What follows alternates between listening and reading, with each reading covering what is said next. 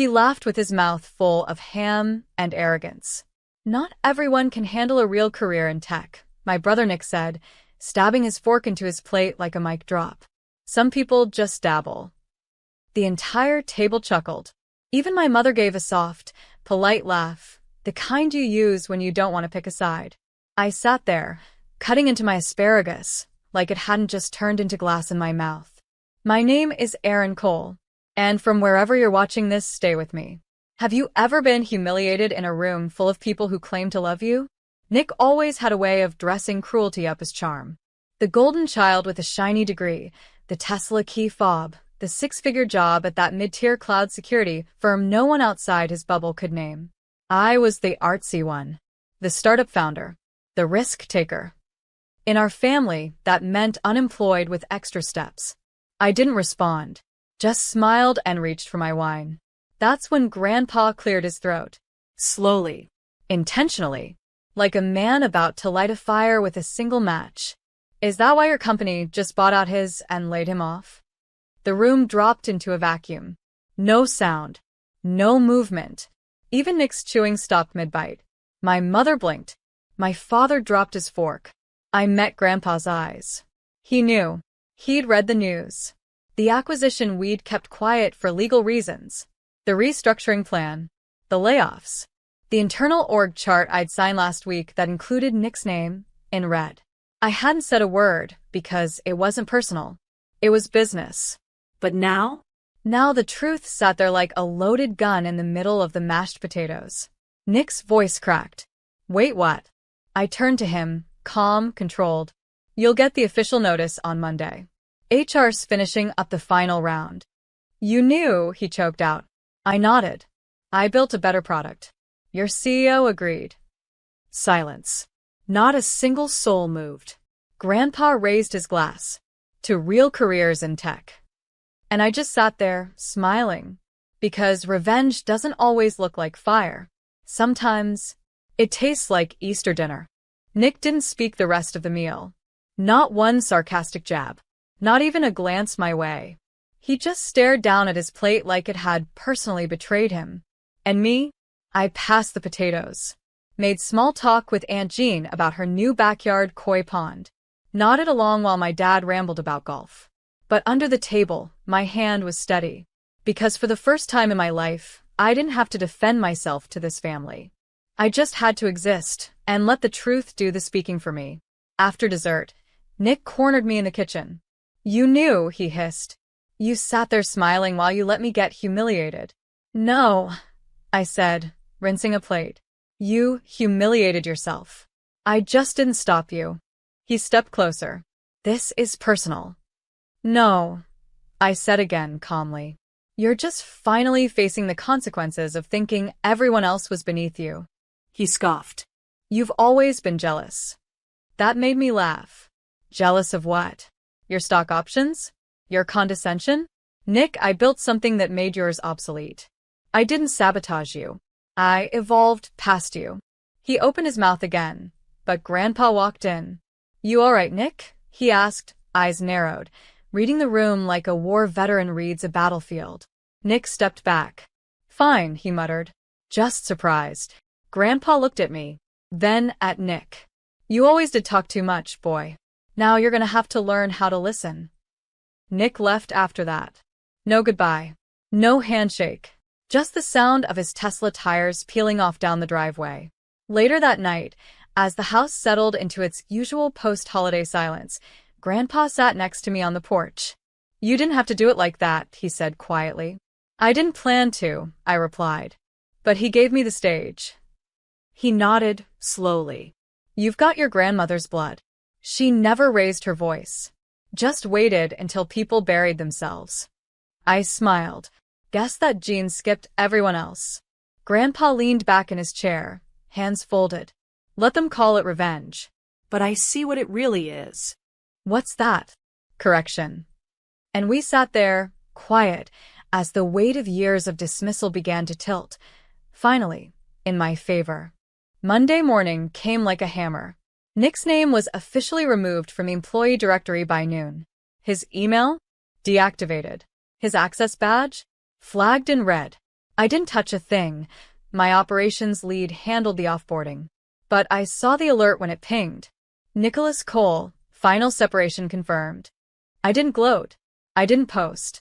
I didn't text a single soul in the family. But the silence? It traveled.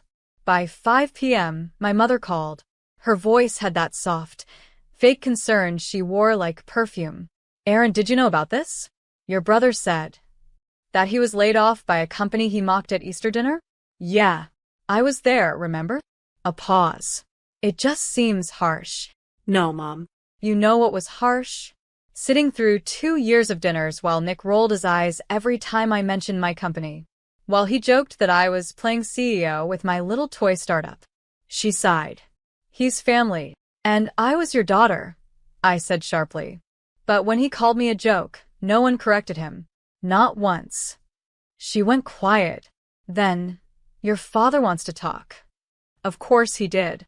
He got on the line and tried to be diplomatic, the same tone he used when explaining away Nick's tantrums as stress and mine as ungratefulness. I understand the acquisition was business, he said. But blindsiding your brother? That's not how we do things in this family. I nearly laughed.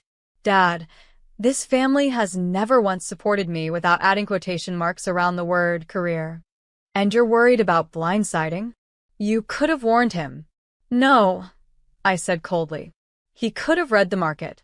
He could have read the press release I published 6 weeks ago. He could have treated me like I belonged at the table. Dad didn't reply. Because there was nothing left to say. That night, I posted a photo on LinkedIn. Not gloating, just a quiet announcement. Proud to lead our growing team into the next phase of innovation.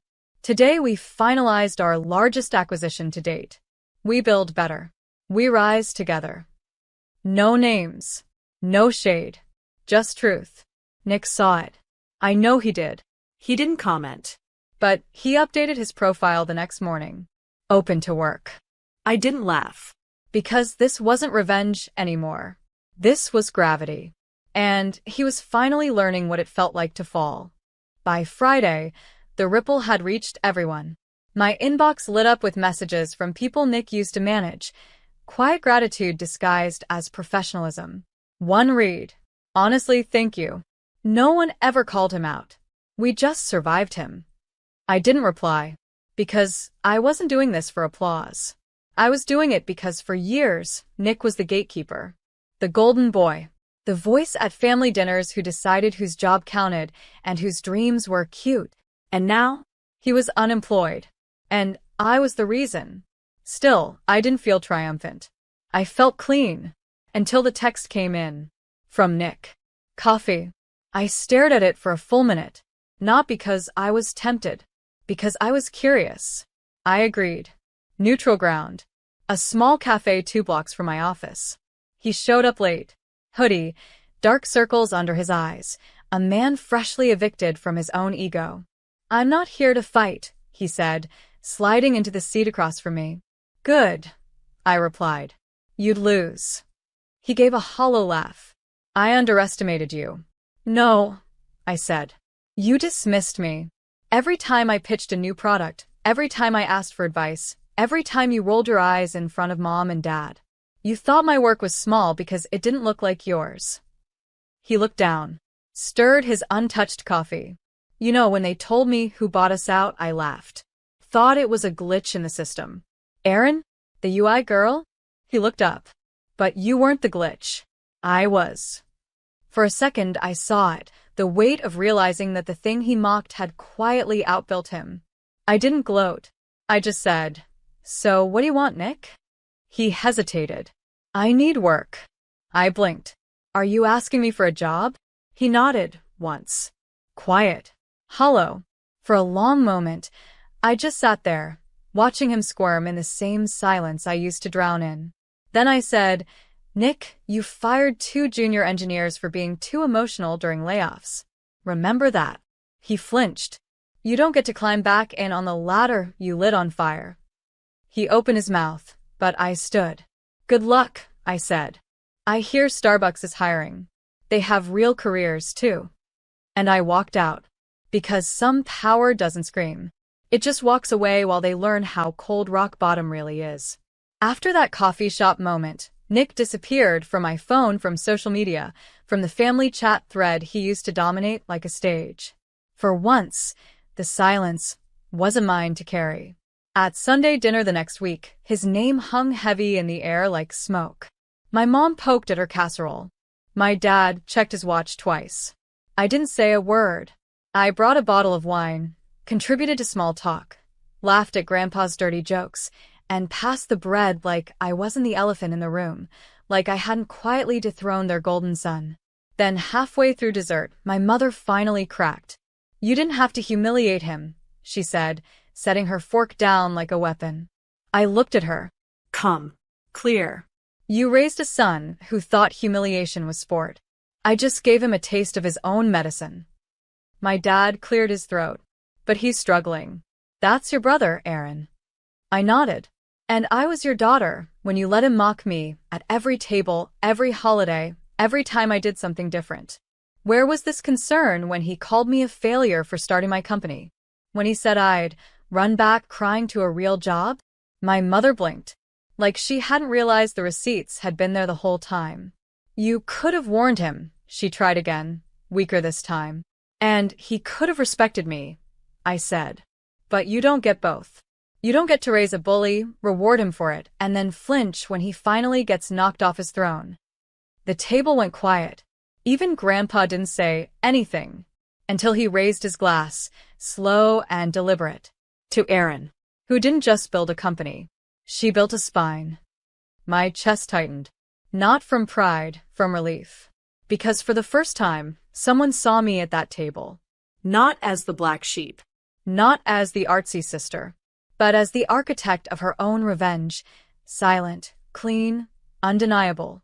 That night, I walked out into the cool air and exhaled. Nick could sit in his echo chamber of consequence. Me? I had an empire to scale. And this time, no one was laughing.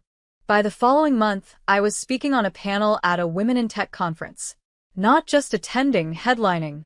I stood under white-hot lights beside founders I used to admire from a distance, all of us framed by a banner that read, "Redefining Power, Building Without Permission." When the moderator asked about obstacles, I didn't hesitate. "I wasn't underestimated by strangers," I said. "I was underestimated by family. People who claimed to love me while belittling the work I was doing in every conversation. People who laughed when I said I was building something from scratch." The audience went quiet, not uncomfortable, reverent. I kept going. They told me I'd come crawling back. That startups were toys. That real jobs had dental plans. But what I built swallowed their definitions whole.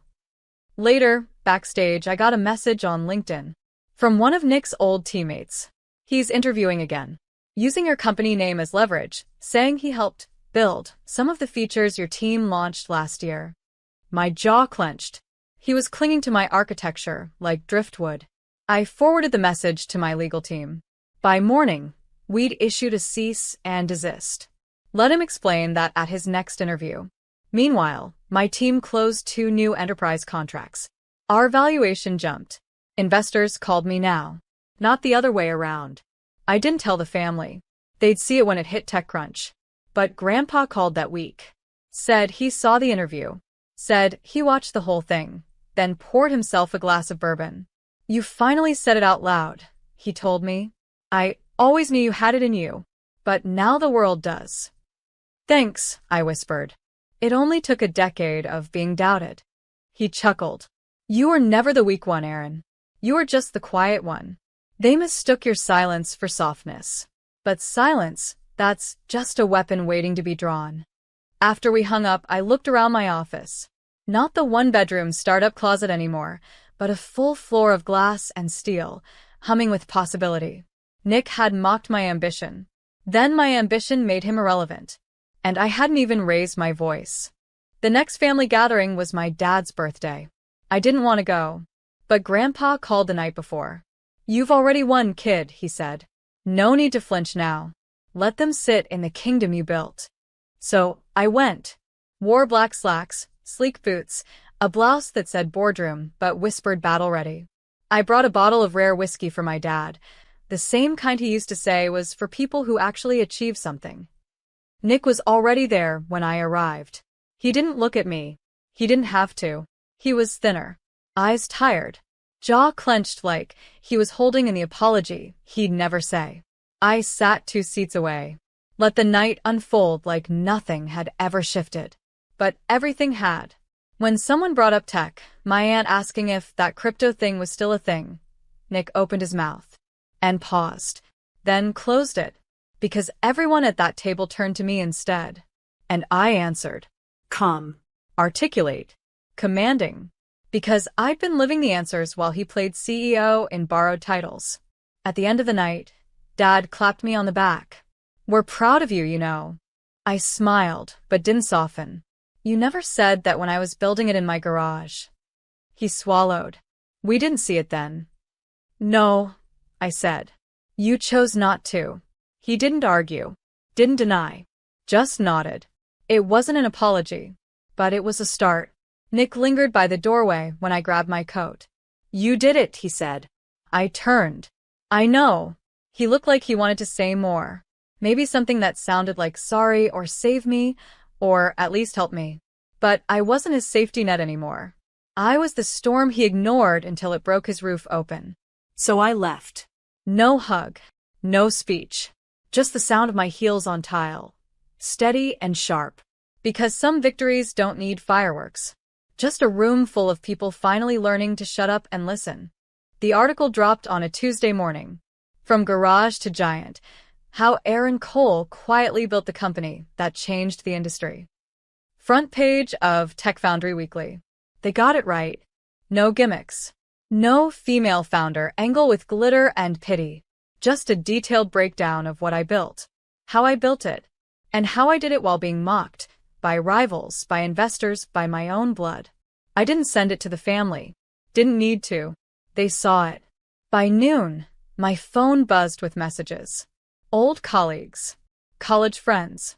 Even an ex-boyfriend who once said I should probably marry someone with a real job. But one message stopped me cold. From Nick. No subject. No fluff. Just. You won. I see that now. I don't know who I am without being better than you. I stared at it, read it 3 times, and deleted it. Because this wasn't about winning anymore. This was about remembering who I was before they taught me to doubt it. That night, I walked through my office after everyone left. Paused by the framed newspaper on the wall, the first little feature we ever got. We taped it up with packing tape. I left the edges rough. On purpose. A reminder. We came from the ground, and we rose without permission. I stepped into my corner office, turned off the lights, and looked out at the city. Glowing. Buzzing. Alive. The empire was real. The silence was over. And Nick? He could keep telling himself whatever story made the mirror easier. But deep down he knew. He tried to laugh me off the table. And now? That table was mine.